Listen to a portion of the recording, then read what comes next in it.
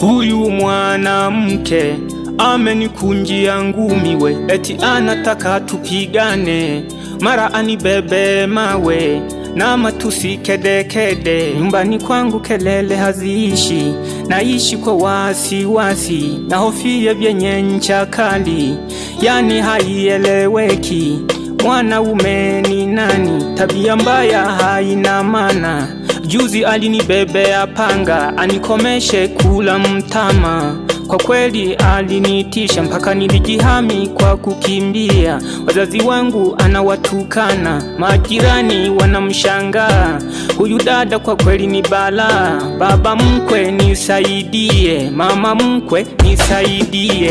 Mwanaume dada ni mwanajeshi, sio mama huruma.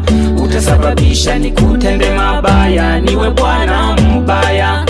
Mwanaume dada ni mwanajeshi, sio mama huruma.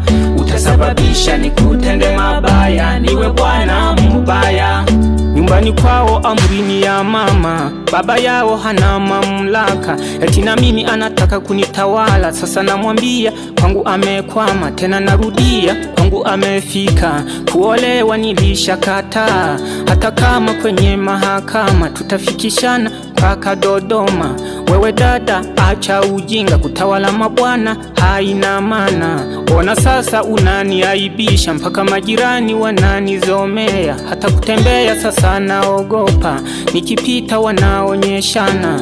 Yule pale mme wa malaya, eti vidawa ananiletea, eti vya kuja kunipumbaza, eti idi awe anafanya anachotaka bila kupingwa. Mtoto wa nyoka naye ni nyoka. Mwanaume dada ni mwanajeshi, sio mama huruma.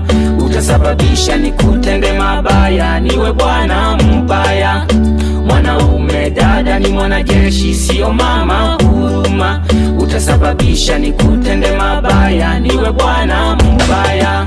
Siku moja tukakorofishana mimi na mke wangu, kisa anarudi usiku, tukafikishana kwa wakwe zangu. Swali nililoulizwa na mama mkwe ni la ajabu. Unasema anarudi usiku, wasiwasi gani na huyu mwanangu?